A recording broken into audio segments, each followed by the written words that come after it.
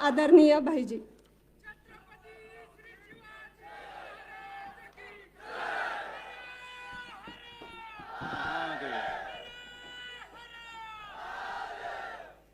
ओम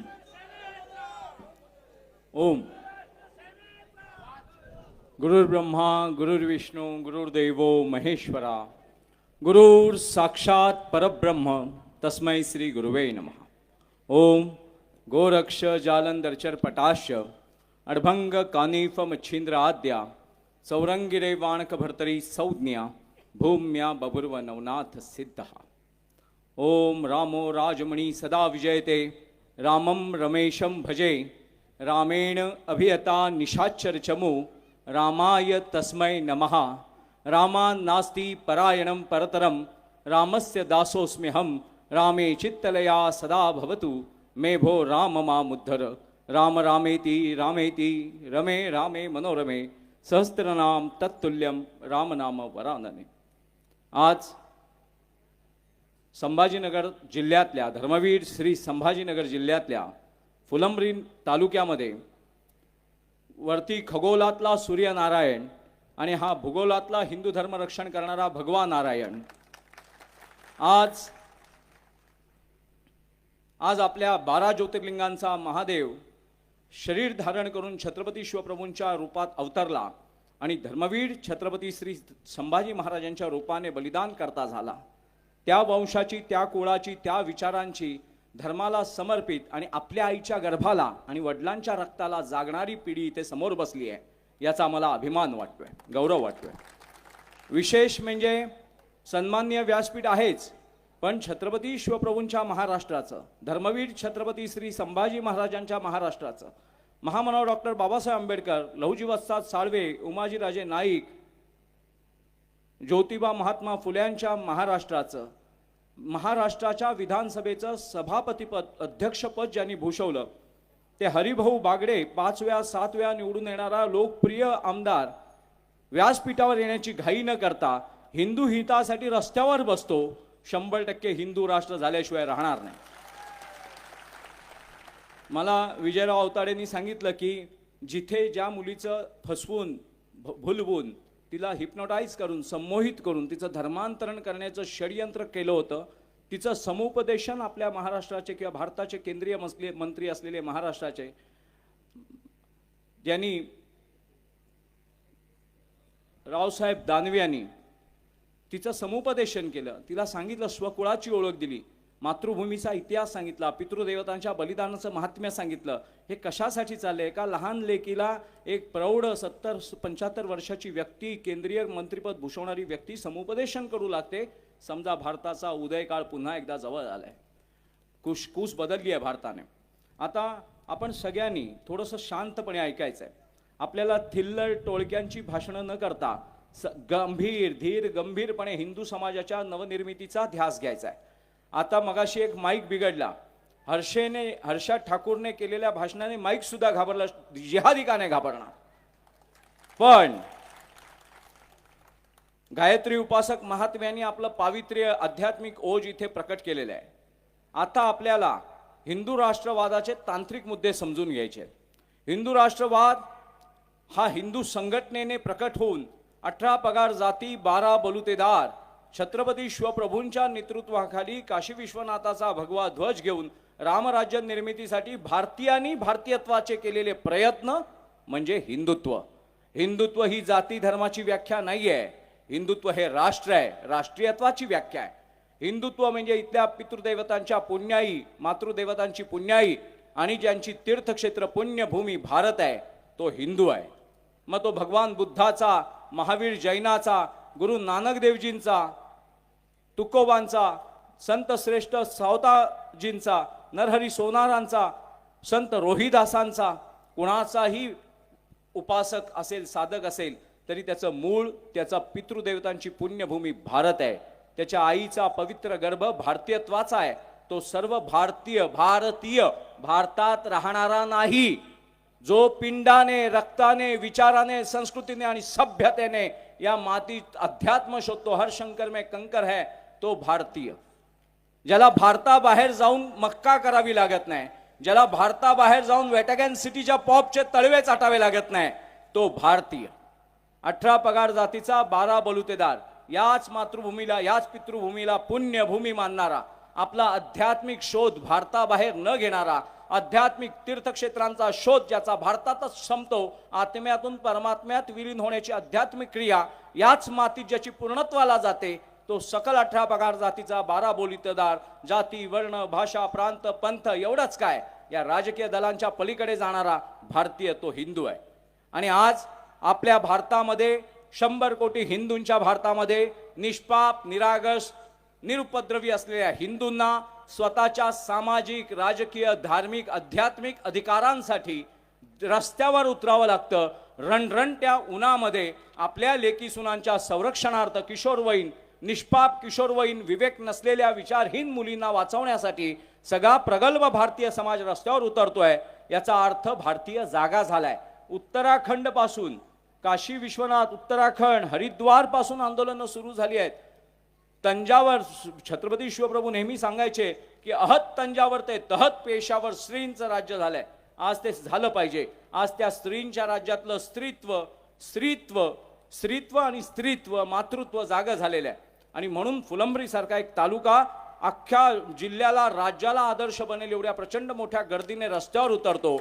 आणि खरोखर फुलंब्री की आता ही फुलबाग कोणी भारताचं भारतीयत्व उद्ध्वस्त करू शकणार नाही याचं अभिवचन या तालुक्यातून दिलं जात आहे. मगाशी मी जेव्हा मोर्चात चालत होतो, मी खूप मोर्चांचं नेतृत्व केलंय, खूप सभा बघितलेल्या आहेत, पण हा जो आवेश होता, हजारोंच्या संख्येने प्रचंड हिंदू समाज न खायला देता न प्यायला देता रणरणत्या उन्हात स्वतःची रोजची कामं सोडून घराला कुलप मारून सगळ्या तालुक्यातल्या गावांमध्ये प्रचंड संख्येने निस्वार्थ वृत्तीने निघालेला हा सगळा ग्रामस्थ हिंदू, हा भारताचं भवितव्य आहे. हे भारताचं उज्ज्वल भविष्याचं जिवंत प्रतिनिधित्व करणारे जिवंत हिंदू असले आहेत, याचा मला खूप अभिमान वाटला. आज आपण हिंदू राष्ट्रवादाच्या गप्पा करतोय. हिंदू राष्ट्रवाद काय आहे? हिंदू राष्ट्रवाद कशासाठी आहे? काही धर्मनिरपेक्षते बेवडे, धर्मनिरपेक्षतेचे बेवडे त्या धर्मनिरपेक्षतेची दारू पाजण्यासाठी तुमच्या घरी येतील, विचारात येतील, मोबाईलमध्ये आग ओकू लागतील, जुलाब करू लागतील. त्या वेळेला तुम्हाला तुमच्या पिंडाविषयीची सावधता बाळगावी लागेल. जसं कोविड-19च्या काळामध्ये संसर्ग होऊ नये, सेवा सगळे देत होते, पण संसर्ग होऊ नये म्हणून स्वतःला सॅनिटाईज करत होते, तसं भारतातलं भारतीयत्व टिकवायचं असेल तर हिंदुत्वाचं सॅनिटायझिंग केल्याशिवाय पर्याय नाही. कोविड-19ची लस नाही घेतलीत तरी चालेल, 14 दिवसात तुम्ही बरे व्हाल. गरम पाणी लिंबू पाणी पिऊन तुम्ही बरे व्हाल. रोग प्रतिकारक शक्ती वाढवलीत तर कोविड-19च काय तर जिहादी अतिरेकी सुद्धा तुम्ही स्वतःच्या पोटामध्ये मारू शकाल, इतके तुम्ही सक्षम व्हाल.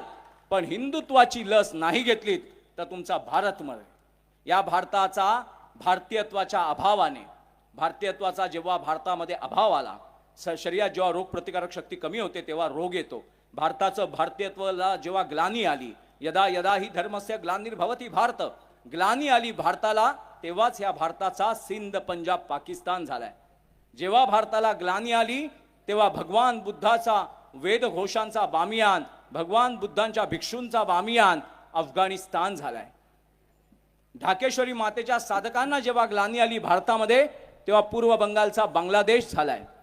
काशी विश्वनाथाच्या भक्तांच्या भक्तिभाव पूर्ण होता, पण बेसावध झाले तेव्हा पाकव्याप्त काश्मीर झालाय.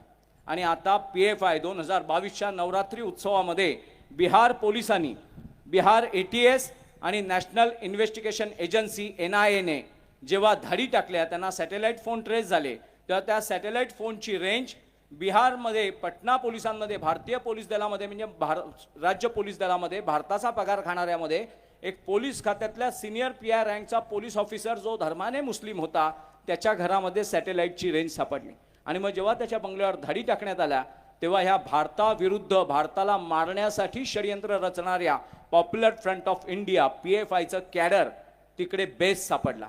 एक बिहार पोलिसांमध्ये असलेला भारताचा पैसा खाणारा हरामखोर जिहादी पोलीस खात्यात सुद्धा घुसलाय, सिनियर PI रँकवर होता आणि चळवळ कोणाची चालवत होता, देशद्रोह कोणाच्या बाजूने करत होता, PFIच्या पॉप्युलर फ्रंट ऑफ इंडिया. आता परवाच पॉप्युलर फ्रंट ऑफ इंडिया ISISचं कॅडर भरती करणारा पुण्यामध्ये एक डॉक्टर सापडलाय.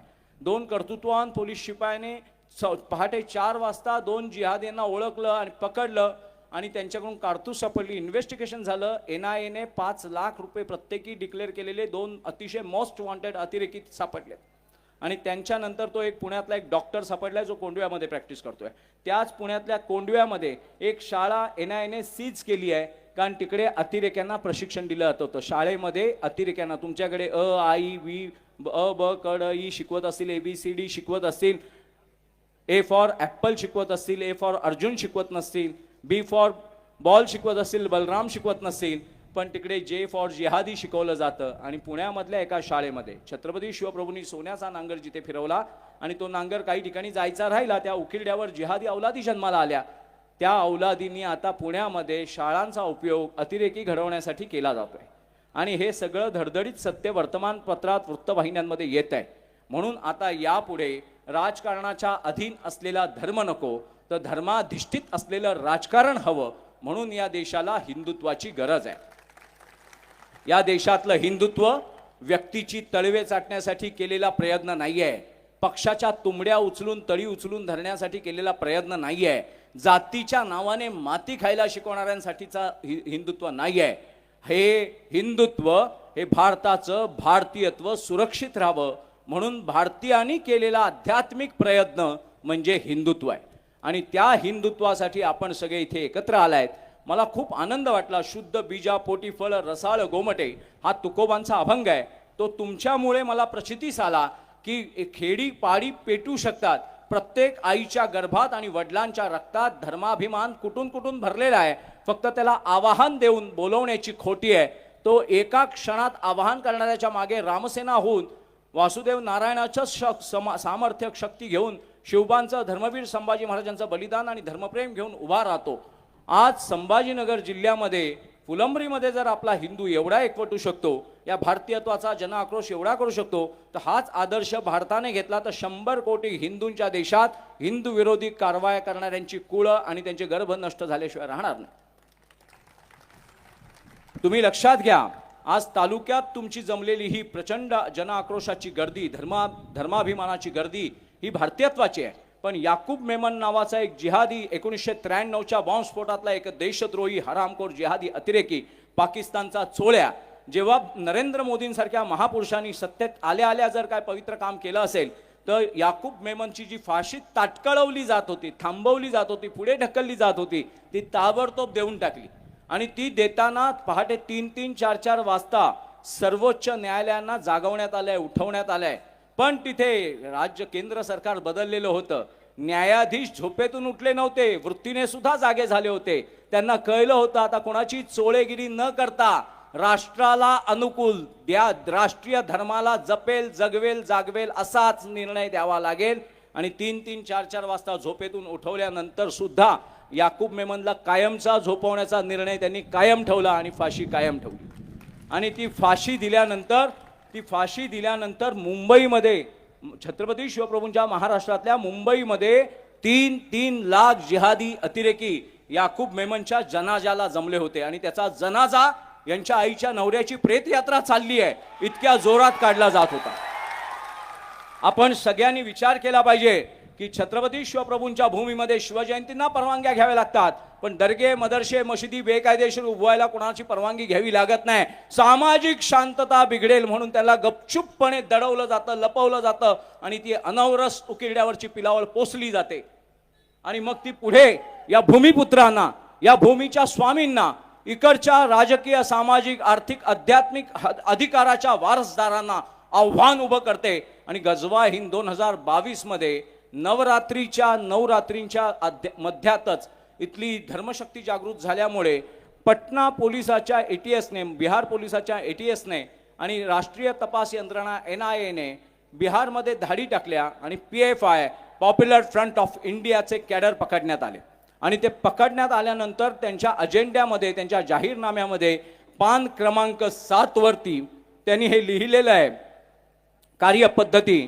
आणि जाहीरनाम्यासाठी नसून हे खाजगी कागदपत्र आहेत असं त्याच्यात लिहिलं होतं. आणि त्याच्यात लिहिलं होतं की हिंदुओं में जातीय बंटवारा करो, इस भारत में जातीय बंटवारा करो, प्रादेशिक बंटवारा करो, जिस्मानी ताल्लुकात बनाओ लड़कियों के साथ में, उन्हें काफिरों की लड़कियों को जिहादी आतंकवादी बनाओ. हे पान क्रमांक 7 वर आहे. PFIचा अजेंडा आहे 2022च्या नवरात्रीमध्ये पकडलेला आहे आणि सर्व तपास यंत्रणांनी जाहीर केलेला अधिकृत अजेंडा आहे. PFIचा अजेंडा भारताचा 2047 पर्यंत 1947 में हमने आधा पाकिस्तान बनाया है, पूरा बनाना बाकी है. 2047 टार्गेट टाइम आहे, शेवटचं लक्ष्य आहे 2047. आणि आज जी आपल्यामध्ये जातीय फूट पडणारी आपल्याच कुळाची भ्रष्ट झालेली खंडोजी खोपडे, सूर्याजी पिसाळ, नागोजी मानेची, जयचंदाची औलाद आज आपल्यामध्ये जातीय संभ्रम निर्माण करते. जातीय नावाने आपलं वर्गीकरण कसं होईल, विभागणी फाळणी कशी होईल आणि भारत मारण्यासाठी सगळ्यात पहिलं काय काम असेल तर हिंदूंमध्ये आपसी फूट पाडा. हिंदूंमध्ये जातीय, भाषीय, प्रांतीय. मगाशी मला अवताडेंनी सांगितलं की आम्ही सर्व लोकांना एक केलं, सगळ्या खेड्यापाड्यात फिरलो. जातीपाती वर्ण भाषा तर मातीत घातल्याच, पण आम्ही सर्व पक्षीय हिंदू इथे एकत्र आलोय. हा किती महत्वाचा निर्णय आहे, सर्व पक्षीय हिंदू.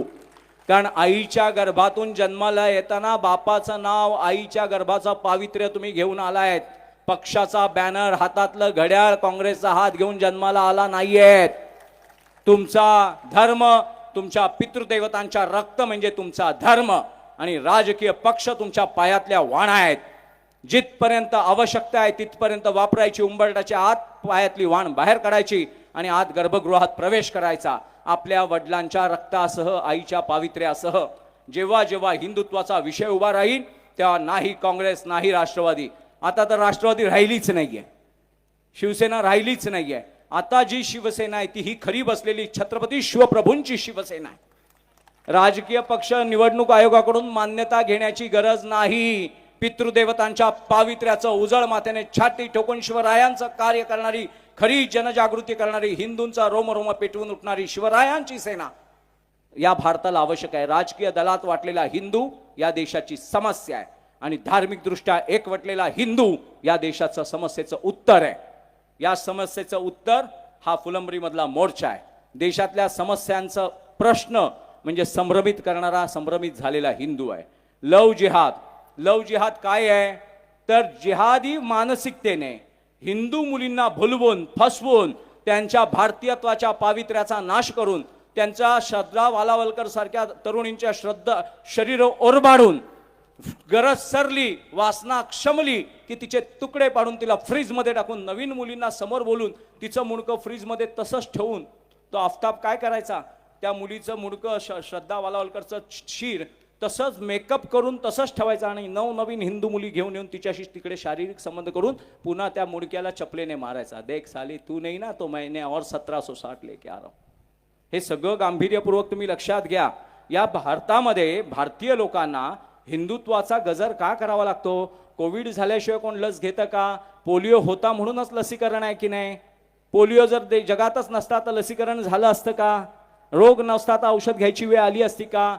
धर्मांतरण आणि जिहाद नावाच्या देशद्रोही वृत्ती भारतामध्ये वाढतायत. भारतीयत्वाला त्रास देत आहेत, भारतीयत्वावर अतिक्रमण करतायत, भारतीयांचं पावित्र्य भंग करतायत, भारतीयांची समाधी साधना भंग करतायत. जो जे वांछिल तो ते लाहो म्हणणाऱ्या माऊलींच्या निष्पाप निरागस टाळ चिपऱ्या घेऊन चाललेल्या वारकऱ्यांना उपद्रव माजवल्यानंतर त्याच वारकऱ्यांचं रूपांतरण आर्तत्राण पारायण ढाल तलवार घेऊन शिवरायांच्या रूपात प्रकट होतो. त्याला हिंदुत्व म्हणतात. रोग नसता तर औषध नसतं, रोग आहे म्हणून उपचार आहेत. आज भारतामध्ये भारतीयत्व संकटात आहे म्हणून भारतीयांना आपली आध्यात्मिक साधना बाजूला ठेवून भौतिक सामर्थ्य निर्माण करून हिंदुत्व भारतामध्ये गाजवावं लागतंय. हिंदुत्वाची आवश्यकता आम्ही निर्माण केली नाही. मागे माझं जेव्हा मला कोणी काही प्रश्न विचारायचं तेव्हा मी त्यांना सांगितलं की हिंदुत्व ही क्रिया नाहीये, हिंदुत्व ही प्रतिक्रिया आहे. हिंदू हा कधीच स्वतःला हिंदू म्हणून घेत नव्हता. हिंदू हा भारतीय अध्यात्मातला एक गुणसूत्रांचा समुच्चय आहे.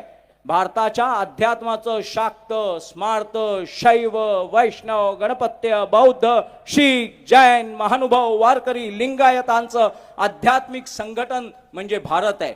सगळ्या जगाच्या परोपकारी साधनेचं ऊर्जा क्षेत्र म्हणजे भारत आहे. भगवान बुद्धाची निशस्त्र साधना म्हणजे भारत आहे. रणांगणातलं तत्वज्ञान, मानवी मूल्यांचं जीवनाचं तत्वज्ञान म्हणजे भगवान श्रीकृष्ण आहे. मर्यादा पुरुषोत्तम राम आणि सगळ्यांच्या आचारसंहितेचा भंग झाल्यानंतर शिवराय आहेत. हिंदुत्व हे काय आहे? हिंदुत्व म्हणजे भारतीयांनी भारतीयत्वाचं भारतीयत्व रक्षणासाठी केलेला शेवटचा प्रयत्न म्हणजे हिंदुत्व आहे. हिंदुत्व आमची आवड नाही आहे, हिंदुत्व आमचा नाईलाज आहे.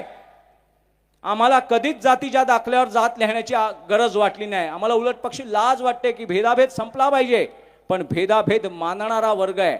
आमच्या सांस्कृतिक विचारसरणीवर वसुधैव कुटुंबकम सर्वे सुखिना संतु सर्वे संतु निरामया म्हणणाऱ्या संतांच्या या संस्कृतीवर अतिक्रमण करून ही जगाची कल्याणकारी भूमी संपू पाहणारा हा जिहादी नावाचा व्हायरस जो आहे, याकूब मेमनच्या प्रेत यात्रेमध्ये 3-3 लाखाच्या संख्येने सहभागी होणारा हा देशद्रोही 2012 साली म्यानमारमध्ये रोहिंग्यांविरुद्ध एक बंड झाला. नीट ऐका, म्यानमार म्हणजे पूर्वीचा ब्रह्मदेश. त्या आजच्या म्यानमारमध्ये राखाईन नावाचा एक प्रांत आहे. जसं भारतामध्ये महाराष्ट्र आहे, गुजरात आहे, राजस्थान आहे, पंजाब आहे, हरियाणा आहे, केरळ आहे, तामिळनाडू आहे, आंध्र प्रदेश आहे, तेलंगणा आहे, तसा भगवान बुद्धाची उपासना करणाऱ्या भगवान बुद्धाचं ओम मणी पद्मे हुम या तत्वज्ञानाशी प्रामाणिक असलेल्या भगवान बुद्धांच्या उपासकांच्या भूमीत म्हणजे म्यानमारमध्ये राखाईन नावाचा एक प्रांत आहे. त्या राखाईनमध्ये रोहिंग्या मुसलमान नावाची एक जात आहे. रोहिंग्या नावाची एक जात आहे. जशी आपल्याकडे शीख आहेत, जैन आहेत, बुद्ध आहेत, महानुभाव आहेत, तसे नाही. आपल्याकडे जसे जिहादी याकूब मेमन आहेत, दाऊद इब्राहिम कास्कर आहेत, हरामखोर अफजल गुरु आहे, या सगळ्या भडव्यांची पिलावळ जशी इथे उकिरड्यावर पोचल्या गेली आहे, तशीच तिथे म्यानमारमध्ये रोहिंग्या नावाच्या जिहादी वृत्तीच्या मुसलमानांची एक जमात आहे. होती. त्या म्यानमारमध्ये भगवान बुद्धांची शांततामय उपासना करणाऱ्या ओम मणी पद्मे हुम या विश्व कल्याणकारी वैश्विक मंत्राच्या पावित्र्याने समृद्ध झालेला बुद्ध तिथे सर्वे सुखिना संतु सर्वे संतु निरामयाच्या भ्रमात होता. आणि नंतर त्यांच्या बुद्ध मुली अचानक गायब होऊ लागल्या. कुणाची स्तन कापलेली प्रेत मिळाली, कोण विरोध करत असेल तिच्या योन्यांमध्ये गुप्तांगांमध्ये तलवारी घातलेली प्रेत सापडली. काही मुस्लिम मोहल्ल्यांमध्ये, रोहिंग्यांच्या मोहल्ल्यांमध्ये काही बुद्ध मुली सापडल्या. आणि मग तिथला एक ओम मणी पद्मेहुम ओम मणी पद्मेहुमची जपमाळ करणारा आशिन विराथू नावाचा एक 35 वर्षाचा तरुण बुद्ध भिक्षू पेटून उठला. आणि त्याने मानसशास्त्रीय, धार्मिक, आध्यात्मिक, राजकीय दृष्ट्या अभ्यास केला की आपण निशस्त्रतेचा मूर्खपणा करून एक रोहिंग्या, मुठ्ठीभर रोहिंग्या अख्ख्या म्यानमारचं इस्लामीकरण करण्याच्या जिहादी वृत्तीने झपाटून आपल्या लेकी सुनांच्या छात्या कापतायत. काश्मीर फाईल्समध्ये जसं करवतींमध्ये स्त्रिया चिरल्या गेल्या, तशा भगवान बुद्धांच्या उपासकांच्या स्त्रिया तिथे चिरल्या गेल्या. आणि मग त्या बुद्ध भिक्षूला कळलं की वैश्विक शांततेची आपलं तत्वज्ञान हे पवित्र कुळांना कळू शकेल, पवित्र आत्म्यांना कळू शकेल, पण जगाला नासवू पाहणारे, जगाला पाठवू पाहणारे ही जिहादी वृत्ती इसिसच्या नावाने आज फ्रान्समध्ये सुद्धा जिथे अग्निकुंड पेटलेले आहे, फ्रान्स जळतोय, फ्रान्सची अभिव्यक्ती स्वातंत्र्याला त्यांनी पेटवून टाकलंय. ज्यांना आश्रय दिला फ्रान्सने, त्यांनीच फ्रान्स पेटवलाय. आणि मग त्या आशिन विराथूला कळल्यानंतर त्यांनी भगवान बुद्धाची संकल्प घेऊन, शपथ घेऊन जाहीर भाषणांमध्ये सांगितलं की भगवान बुद्धाची विश्व कल्याणकारी शांतता मला हवी आहे, पण कब्रस्तानातलं अपवित्र शांतता मला नको आहे. माझ्या लेकी सुनांचं, माझ्या म्यानमारची, माझ्या भगवान बुद्धाच्या उपासनेचं संरक्षण मला करायचं असेल तर मी ही भगवान बुद्धाची ओम मणी पद्मेहुमची माळ काही काळापुरती पिशवीत ठेवतोय आणि त्याच मंत्रासहित ही नवीन तलवार उपसतोय. आता मी ओम मणी पद्मेहुम सरशी एक एक रोहिंग्या जोपर्यंत म्यानमार मधून संपत नाही, पळवला जात नाही, म्यानमार पूर्णपणे बुद्धमय होऊन म्यानमार माझ्या पुढच्या पिढ्यांसाठी मी सुरक्षित करत नाही, तोपर्यंत मी शांत बसणार नाही. आणि त्या 35 वर्षाच्या भगवान बुद्धाच्या बुद्ध भिक्षूने हातात तलवार घेतली आणि एक यलगार पेटवल्याबरोबर सगळा म्यानमार बुद्धांचा पेटून उठला. आणि त्यांनी दे माय धरणी ठाय करून म्यानमारचं सांस्कृतिक अस्तित्व धोक्यात आणणारे, म्यानमारचं बुद्धत्व संपवणारे, म्यानमारचं पवित्र बुद्धत्व भंग करणाऱ्या ह्या जिहादी वृत्तीच्या रोहिंग्यांना पळवायला, मारायला सुरुवात केली. आपल्या लेकी सुना ज्या त्यांच्या कैदेत होत्या त्या सोडवल्या. आणि दुर्दैवाने काय झालं, छोट्याशा म्यानमारला जे कळलं ते काही भारताच्या 2014 पूर्वीच्या मूर्ख राज्यकर्त्यांना कळलं नाही. आणि त्यांनी मात्र त्या रोहिंग्यांना भारतात घुसू दिलं. आज तेच रोहिंगे इथे दिवस रात्र आपल्या अनाचाराच्या, दुराचाराच्या, अनवरस अवलादींच्या प्रोडक्शन फॅक्टऱ्या चालवून वाटेल तशी पिलावळ जन्माला घालतायत. आणि आज भारताचं धर्मांतरण व्हावं म्हणून सुप्रीम कोर्टामध्ये रोहिंग्यांना नागरिकत्व द्या म्हणून ज्यांच्या आया रोहिंग्यांच्या उकिरड्यावर गेल्या होत्या, ती लोक सुप्रीम कोर्टामध्ये रोहिंग्यांना नागरिकत्व द्या म्हणून याचना करतायत. जे रोहिंगे म्यानमारमध्ये राहू शकले नाहीत, जे जिहादी भारतामध्ये राहू शकले नाही, ज्यांनी भारताचा पाकिस्तान केला, भारताचा अफगाणिस्तान केला, भारताचा बांगलादेश केला, त्या जिहादी वृत्तीला नागरिकत्व देणं म्हणजे तुमच्या कुळाचा नाश करणे. 2012 मध्ये मुंबईतल्या आझाद मैदानावरती रजा अकॅडमी नावाच्या एका भारतातल्या जिहाद्यांना पोषणाऱ्या, जिहाद्यांना चेतवणाऱ्या, भारताचं इस्लामीकरण करणाऱ्या जिहादी वृत्तीच्या संस्थेने, रजा अकॅडमीने मुंबईमध्ये 2012 साली रोहिंग्या मुसलमानांना नागरिकत्व द्या म्हणून मोर्चा काढला होता. 200 लोकांची परवानगी घेतली होती आणि अचानक 20,000 तरुण मुसलमान जिहादी तिकडे जमले. आणि जमलेल्या लोकांनी नुसतं आंदोलन, मोर्चा, भाषणं केली नाहीत, तर 2012 साली त्यांच्या बंदोबस्ताला जसे निष्पाप एकदम बेसावध पोलीस आहेत, कारण त्यांना माहिती आहे हा हिंदू आहे, आमच्यातला वृद्ध शिपाई जरी समोर गेला तर 10,000चा हिंदू मॉब मागे जाईल की पोलीस आले आहेत, कारण तो संविधान मानतो, तो राज्यघटना मानतो, तो भारताचं प्रशासन मानतो, तो आमचे नैसर्गिक अधिकार मान्य करतो, तो हिंदू आमचं कधी अतिक्रमण करणार नाही, ह्या पोलिसांना खात्री आहे. तसेच तिकडे सुद्धा पोलीस उभे होते. आझाद मैदान 2012 रजा अकॅडमी दंगल, यूट्यूबला तुम्ही टाका, गुगलला टाका, तुम्हाला लगेच मिळेल. त्या 20,000च्या जिहादी मॉबने काय केलं माहिती आहे?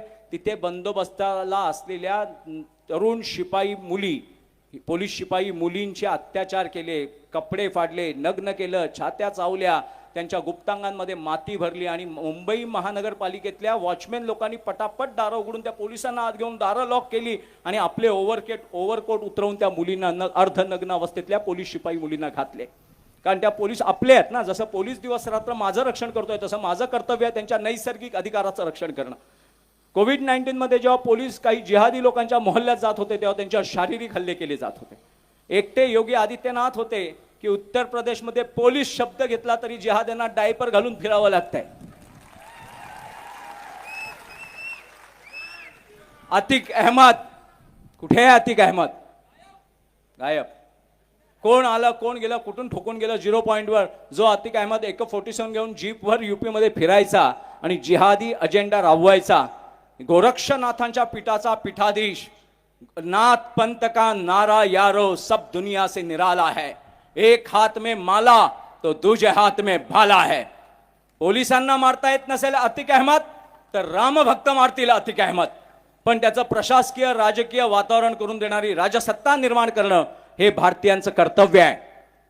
अतिक अहमद मारणं खूप सोपं आहे, अतिक अहमद सारखे जिहादी संपवणं खूप सोपं आहे, पण त्या संपवणाऱ्या व्यवस्थेला निर्माण करणं हे महत्वाचं दायित्व आहे, कर्तव्य आहे आपलं. हिंदू हित की बात करेगा वही देश पे राज करेगा. ही घोषणा जोपर्यंत संसदेत, विधानसभेत, ग्रामपंचायतींमध्ये, नगर परिषदांमध्ये धावत नाही, जपली जात नाही, पोचली जात नाही, तोच आमचा राजधर्म होत नाही, तोपर्यंत या भारताचं भारतीयत्व टिकणं कठीण आहे. आणि आता भारताचं भारतीयत्व कोणी उद्ध्वस्त करू शकत नाही. आजच्या गर्दीने हे सिद्ध झालेलं आहे. आजच्या फुलंब्रीतल्या गर्दीने हे सिद्ध झालेलं आहे. 2012 सालची ती दंगल झाली. त्याच्या आधी भिवंडी पोलिसांनी आपल्या पोलिसांच्या आरक्षणासाठी ब्रिटिश काळात आरक्षित करून ठेवलेला पोलीस क्वार्टर्सचा एक प्लॉट होता, तिकडे मोजणी चालू केली पोलिसांच्या निवासी संकुलासाठी. तेव्हा अबू असीम आझमी नावाचा समाजवादीचा एक जिहादी 1993च्या बॉम्बस्फोटातला आरोपी तिकडे गेला आणि त्याने भाषण केली, अगर पुलिस क्वार्टर्स यहाँ पे आती है तो मुसले ईमान वालों को बड़ी परेशानियां होगी. आणि मग 10-10 हजारचा मॉब बाहेर पडला, कारण पोलिसांच्या क्वार्टर्स आल्या. 500,000 पोलिसांच्या क्वार्टर्स तिथे तयार झाल्या. जो पोलिसांचा ब्रिटिश काळातला आरक्षित प्लॉट आहे तिथे भिवंडीमध्ये पोलिसांच्या क्वार्टर्स बांधल्या जाणार होत्या. त्या वेळेला ह्या लोकांनी प्रचंड मोर्चा काढला आणि जगताप गांगुर्डे नावाच्या निष्पाप हिंदू शिपायांची हत्या करण्यात आली. त्यांचे चेहरे ओळखता येत नव्हते, त्यांची लिंग छाटली होती, डोळे फोडले होते, कान कापले होते, छिन्न विछिन्न अंग झालं होतं. मग बिल्ला क्रमांक बघून कळलं की हा जगताप आहे आणि हा गांगुर्डे. साकीब नाचन नावाच्या एका देशद्रोही अतिरेक्याला घ्यायला ठाण्यामधल्या पडगाव गावात जेव्हा महाराष्ट्र पोलीस गेले तेव्हा नाराय तकबीरच्या घोषणा देऊन पोलिसांना बेदम मारहाण करून पळवण्यात आलं. आणि जेव्हा रॅपिड ॲक्शन फोर्स SRPच्या सगळ्या प्रचंड लवाजम्यासह पोलीस गेले तेव्हा घाबरलेल्या जिहादीने हमको गलतफहमी हुई ती म्हणून अंग काढून घेतलं.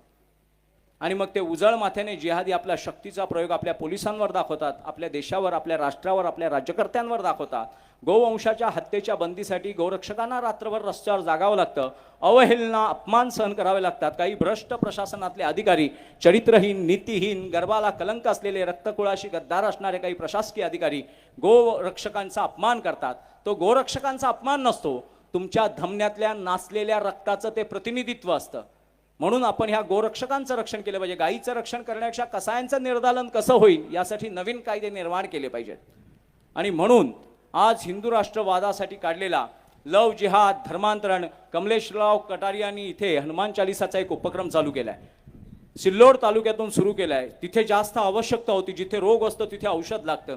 आणि सिल्लोड तालुक्यातून केलेला हनुमान चालिसाचा रामभक्ती जागृत करणारा, रोम रोमातला राम जागृत करणारा हा उपक्रम या संभाजीनगर जिल्ह्याचं, पर्यायाने महाराष्ट्राचं आणि पर्यायाने भारताचं शुद्धीकरण केल्याशिवाय शांत बसणार नाही. आपल्या प्रत्येक आईच्या गर्भावरती आपल्या आईला काय स्वतःचं स्त्रीत्व सिद्ध करण्यासाठी बाळंतपण नको असतं. तिला तिची योग्यता, पावित्र्य आणि कुळाचा उद्धार करणारी संतती हवी असते. नैसर्गिक नियमाने बाळंतपण सगळ्यांना येतं, पण निश्चयाने केलेलं बाळंतपण म्हणजे शिवराय, निश्चयाने बाळंतपण म्हणजे संभाजीराजे, निश्चयाने केलेलं बाळंतपण म्हणजे भगवान बुद्ध, महावीर जैन, तानाजी मालुसरे, बाजीप्रभू देशपांडे, मुरारबाजी, नेताजी पालकर, उमाजीराजे नाईक, डॉक्टर बाबासाहेब आंबेडकर, लहुजी वस्ताद साळवे, अण्णाभाऊ साठे, ही सगळी निश्चयाने, आईने निश्चय केला होता की मला कुठची संतती निर्माण करायची. निसर्गाच्या नियमाने कोली कुत्री वितात तसं मला बाळंतपण नको आहे. माझं बाळंतपण हे राष्ट्राच्या व्यथा आणि वेदना काढणारं असलं पाहिजे, समाजाच्या उन्नतीचं बाळंतपण असलं पाहिजे. शरीर नासवण्यासाठी मुलं जन्माला घालायचे किंवा माझं स्त्रीत्व सिद्ध करायचं आहे, माझ्या नवऱ्याचं पुरुषत्व सिद्ध करायचं आहे म्हणून केलेली बाळंतपणं ह्या महाराष्ट्राला, ह्या भारताला नको आहेत. या भारताचं भारतीयत्व सिद्ध करण्यासाठी, भारताच्या वेदना संपवण्यासाठी, भारताचं ओज, तेज, तपबल जागृत करण्यासाठी आता यापुढे जिजाऊचं बाळंतपण पाहिजे, सईबाईचं बाळंतपण पाहिजे, सावित्रीचं बाळंतपण पाहिजे, अहिल्या देवीचं बाळंतपण पाहिजे. मोठ्या संख्येने आलेल्या आया बहिणींची कृतज्ञता व्यक्त करतो, कारण उन्हातानामध्ये तुम्ही एवढ्या तपश्चर्या करतायत. निश्चित इथल्या तरुण मुली लव जिहाद तर सोडून द्या, पण शिवरायांचा वंश जन्माला घालतील, शिवसंस्कृती, धर्मवीर संभाजी महाराजांचं बलिदानाचं सामर्थ्य जन्माला घालतील, ह्यात मला शंका नाही. आज आपण 2014, मी अनेकदा मोदींचा उल्लेख योगी म्हणून करतो. एक थोर योगी, महात्मा, युगपुरुष, अवतारी पुरुष, भगवान श्रीकृष्णांचं जे वचन आहे, यदा यदा ही धर्मस्य ग्लानिर्भवति भारत अभ्युत्थानम धर्मस्य तदात्मानं सृजाम्यहम परित्राणाय साधूनां विनाशाय च दुष्कृताम धर्म संस्थापनार्थाय संभवामी युगे युगे. ते भगवान श्रीकृष्णांचं लाखो वर्षापूर्वी दिलेलं, भगवान श्रीकृष्णांचं भगवद्गीतेतलं अर्जुनाला दिलेलं वचन मला 2014 नंतर मोदींच्या राजसत्तेत दिसू लागलंय. यदा यदा ही धर्मस्य, धर्मग्लानीमध्ये आला होता, त्रास होत होता, महात्म्यांना पीडा होत होती, भारतामध्ये भारतीयत्व छळलं जात होतं आणि त्यावेळेला भारतीयांनी कूस बदलली आहे. अजून जागे झाले नाही आहेत, अजून चालू लागले नाहीत, धावू लागले नाही, फक्त कूस बदलली आहे. कूस बदलल्यानंतर जर या जिहाद्यांमध्ये एवढी वळवळ होत असेल, धर्मांतरण एवढं संकटात येत असेल, आपल्या लेकी सुनांचं एवढं संरक्षण केलं जात असेल, तर विचार करा, पूर्णत्वाला गेली राजसत्ता, धर्मसत्ता झाली तर ह्या देशामध्ये कुठचीही समस्या उरणार नाही. आणि या सर्व समस्यांचं निराकरण करायचं असेल, लव जिहाद, लँड जिहाद, गोवंश हत्याबंदी, धर्मांतरण, आज मणिपूरच्या मोर्चाविषयी चाललंय, मणिपूरमध्ये काय चाललंय आता सगळे गळे काढायला लागलेत. मैतई समाज, थोडंसं मणिपूरविषयी बोललं पाहिजे. वर्तमान स्थितीतली समस्या आहे. काश्मीरमध्ये होणाऱ्या निर्दालन हिंदूंचं आपल्या दाखवलं गेलं नाही. 30 वर्षापूर्वी काँग्रेसच्या राजसत्तेने सगळ्यावर चादर टाकली, जिहादांना फ्री हँड दिले आणि तिकडच्या काश्मीरमधल्या हिंदूंचं उच्चाटन झालं. पण मणिपूरमध्ये काय चालू आहे?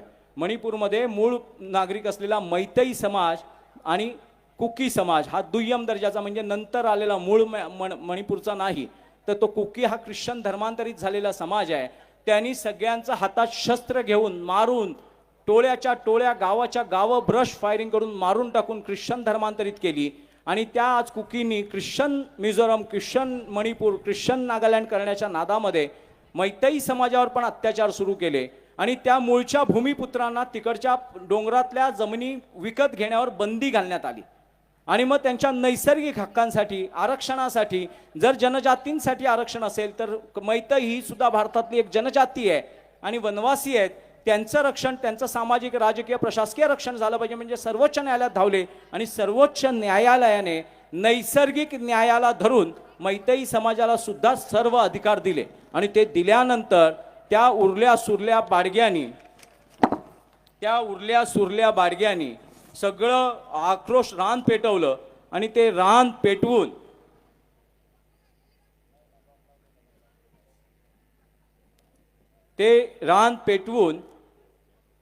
त्या मैतेई समाजाला टार्गेट करण्यात आलं आणि आता जेव्हा स्वतःच्या अस्तित्वासाठी मैतेई समाज रस्त्यावर आलाय तेव्हा मात्र आता इथे धर्मनिरपेक्षतेची दारू पाजणारे लोक गळे काढू लागले. त्याच्यामुळे मणिपूरचा लढा हा भारतीयत्वाचा आहे आणि भारत विरुद्ध भारतीय संस्कृती असा लढा आहे. तर आपण याच्या पुढे आपल्याला सोशल मीडियावर मोठमोठ्या तत्वज्ञानाच्या गप्पा करणारी लोक भेटतील आणि आज आपल्याकडे जेव्हा हिंदुत्वाची गोष्ट झाली या फुलंब्री तालुक्यामध्ये, जेव्हा तुम्ही सगळे गावागावात वाड्या वस्त्यांवर फिरलात तेव्हा मला अशी अनुभूती आली की सर्व पक्षाची लोक इथे उपस्थित आहेत. इथे राष्ट्रवादी काँग्रेसमधून भाजपमधून शिवसेनेमधून सर्व गटातून सर्व दलातून भारिपपासून RPI पर्यंतचे सर्व भारतीय इथे उपस्थित आहेत आणि हा हिंदूंचा मोर्चा हा पक्षाचा मोर्चा नाही आहे, हा काशी विश्वनाथाचा भगव्या ध्वजाचा मोर्चा आहे, हा भारतीयत्वाचा मोर्चा आहे. आणि मी तुम्हाला अगदी सगळीकडे फिरलो पण मी तुमचं खरोखर मनापासून कृतज्ञता व्यक्त करतो की मला इथे सर्व पक्षातला हिंदू म्हणून आलेला दिसलाय. पक्षाची जोडे बाहेर टाकून, पक्षाचे झेंडे खिशात ठेवून, आईच्या गर्भाचं पावित्र्य आणि पितृदेवतांच्या रक्ताचं सामर्थ्य दाखवण्यासाठी सर्व पक्षातल्या आलेल्या सर्व राजकीय पक्षांच्या हिंदूंचं इथे धन्यवाद दिल्याशिवाय मला राहवत नाही. मी तुम्हा सर्व पक्षीय हिंदूंचं राजकारणात वेगवेगळे असलो तरी राष्ट्राविषयी धर्माविषयी तडजोड न करता हिंदुत्वाच्या ध्वजाला एकत्रितपणे सावरणाऱ्या सर्व राजकीय दलातल्या हिंदूंना मी इथे धन्यवाद देतो. मला इथे आनंद झालाय की फुलंब्री सारख्या तालुक्यामध्ये जर एवढं प्रचंड सामर्थ्य उभं राहू शकतं तर 100 कोटी हिंदूंच्या देशात जेव्हा हिंदू पेटून उठेल, जागा होईल, सावध होईल, पळू लागेल, धावू लागेल, तेव्हा कुठचे जिहादी, कुठचे धर्मांतरण करणारे, कुठची गोवंश हत्याबंदी काही नाही. हिंदुत्व, हिंदुस्तान ही त्रिसूत्री राबवल्या गेल्यानंतर ह्या त्रिमितीच्या भारतामध्ये भारतीयत्वाचं रक्षण वेगळं करावं लागणार नाही. आपल्या लव जिहादमध्ये फसणाऱ्या मुलींना मला एवढंच सांगायचं आहे की तुमच्या शारीरिक आकर्षणाला भुलून तुम्ही तुमचं पावित्र्य राक्षसांच्या ताब्यात देताय. तुमचा पवित्र गर्भ नासवण्यासाठी शत्रूकडे दिला जातोय, तो ओरबडला जातोय. ते प्रेम नाही आहे, प्रेमाचा कावा आहे. तुम्ही एवढंच लक्षात घ्या, आई वडिलांनी प्रचंड बलिदान, प्रचंड संघर्ष करून तुमचं तारुण्य येईपर्यंत तुम्हाला पोचलंय, सांभाळलंय. त्यांचा विश्वासघात करणं म्हणजे स्वतःशी गद्दारी करणं. आज तुमच्यावर तात्पुरतं तुमच्या शरीरावर प्रेम दाखवणारे तुमच्यावर प्रेम करत नाहीयेत. त्यांना तुमचं तारुण्य ओरबडायचं आहे आणि काफिर की लडकी को निचोड के छोडा असा एक राक्षसी आनंद त्यांना साजरा करायचा आहे. म्हणून हिंदू तरुणींनो लक्षात घ्या की आज या सूर्यनारायणाच्या तप्त अग्नीमध्ये आपण सगळे धर्मभक्तीची, राष्ट्रभक्तीची आग पेटवतोय. ती फक्त तुमच्या रक्षणार्थ आहे. इथे कोणाचाही व्यक्तिगत स्वार्थ नाहीये. इथे कोणाला आमदार खासदार व्हायचंय म्हणून केलेला हा राबवलेला उपक्रम नाहीये. तर सर्व राजकारणात, सर्व पक्षांमध्ये, सर्व जाती, प्रांत, वर्ण, भाषा, पंथांमध्ये वाटलेला हिंदू आपल्या नाळेशी प्रामाणिक झालाय. झाडाला कितीही फांद्या फुटल्या तरी पाणी मुळालाच घालावं लागतं. तसं भारतामध्ये कितीही विचार वर्ग असले तरी राष्ट्रीयत्वासाठी हिंदुत्वच जपावं लागेल. हिंदुत्वाशिवाय ह्या देशाला पर्याय नाही. आणि म्हणून आपण सगळ्यांनी यापुढे, मी मगाशी सांगितलं, शिवरायांच्या काळातली समकालीन 2 उदाहरणं आहेत. एक शिवराय, दुसरे मिर्झाराजे जयसिंग. स्वतःच्या राजकीय अस्तित्वासाठी 12 ज्योतिर्लिंगांच्या महादेवाची रोज बिल्वपित्र अर्पण करून पूजा करणारे मिर्झाराजे जयसिंग, काशी विश्वनाथाचं पवित्र देऊळ पाडणाऱ्या, अयोध्येमध्ये समस्या निर्माण करून भारताचं धर्मांतरण करू पाहणाऱ्या मंगोलियन वंशाच्या म्लेच्छाबरोबर, यवनाबरोबर जातात. स्वतःची राजकीय अधिकार जपण्यासाठी, सुरक्षित ठेवण्यासाठी, किंवा स्वतःची वासना किंवा स्वतःचा हव्यास किंवा स्वतःचा विलास जपण्यासाठी मिर्झाराजे जयसिंग औरंगजेबाच्या आदेशावर ज्या शिवपिंडीची पूजा करत होते त्या शिवपिंडीच्या महादेवाला मारण्यासाठी महाराष्ट्रात येतात. एक झाला तो प्रकार, म्हणजे राजकारणाच्या अधीन असलेला धर्म, राजकारणाची बटीक झालेला धर्म म्हणजे मिर्झाराजे जयसिंग, आणि धर्माधिष्ठित राजकारण म्हणजे शिवराय. एकाच काळातली समकालीन 2 उदाहरणं आहेत. मिर्झाराजे जयसिंग शिवपिंडीवर बेलपत्र वाहत होते आणि शिवरायांना मारण्यासाठी महाराष्ट्रात येत होते आणि स्वतःकडे काही नसताना वडलोपार्जित जहागीर लाथाडून स्वकीय धर्माचं पालन करण्यासाठी करून स्वतःच्या प्राणाचं बलिदान देण्याची क्षमता निर्माण करणारे तानाजी मालुसरे, शिवा काशीद, जीवा महाल असे बाजीप्रभू देशपांडे, मुरारबाजी देशपांडे असे नरशूर निर्माण करून परकीय राजसत्तांचा प्रतिकार जुगाडून स्वकीयांसाठी उभा आंदोलन करणारे धर्माधिष्ठित राजकारण म्हणजे शिवराय. आपल्याला यापुढे राजकारणाच्या अधीन असलेला धर्म नको आहे, धर्माच्या अधीन असलेली राजसत्ता हवी आहे. यतो धर्म ततो जया. परत आझाद मैदानावर पोलिसांवर हात उचलायची कोणाची माय व्यायली नाही पाहिजे. पुन्हा भिवंडीमध्ये जगताप गांगुर्डे जाळून मारण्याची कोणाची माय व्यायली नाही पाहिजे. पुन्हा हू किल्ड करकरे नावाचं पुस्तक लिहून भारतातल्या IB, रॉ आणि पोलीस खात्याला बदनाम करणारा गद्दार पोलीस रिटायर्ड ऑफिसर मुश्रीफ आपल्याला नको आहे. या देशामध्ये करकरे, कामटे बलिदान झालं. जर कामटेनी शिवाजी महाराजांनी अफजल खानाला मारलेल्या मिठीप्रमाणे एक पुन्हा एकदा मिठी मारली आणि अजमल कसाब जिवंत पकडला म्हणून त्याला कळलं हे पाकिस्तानी वंशाचे आहेत. नाही तर जिहादी सांगत होते हा भारतातलाच आहे. त्याच्या खालती जे गळ्यावर सुरी फिरवायला भ्यायले त्यांनी स्वतःची सुनता करून घेतली. त्यांचे भ्यायलेले वंशज आपल्याला आता भारताचं इस्लामीकरणाचं ज्ञान देत आहेत. पूर्वी जेव्हा जिहादी अतिरेक्यांच्या टोळ्या भारतावर आल्या तेव्हा गळ्यावर सुरी फिरवून घ्यायला भ्यायलेली लोकांनी स्वतःची सुनता करून घेतली आहे आणि घाबरलेल्या कुळातली लोक भ्यायलेली लोक आता भारताचं धर्मांतरण करू पाहत आहेत. म्हणून भारताचं भारतीयत्व टिकवण्यासाठी आपण सगळे फुलंब्रीचा हा आदर्श जेव्हा मागे मराठा क्रांती मोर्चा निघाला तो वाटत असेल जातीवाचक तरी तो हिंदू हिताचाच होता, कारण हिंदुत्वाला मानणारी लोक होती. त्याची सुरुवात संभाजीनगरमधून झाली आणि आज फुलंब्रीतून पेटलेला हा हिंदुत्वाचा वणवा भारताचं हिंदुत्व सुरक्षित केल्याशिवाय थांबणार नाही याची मला खात्री पटलेली आहे.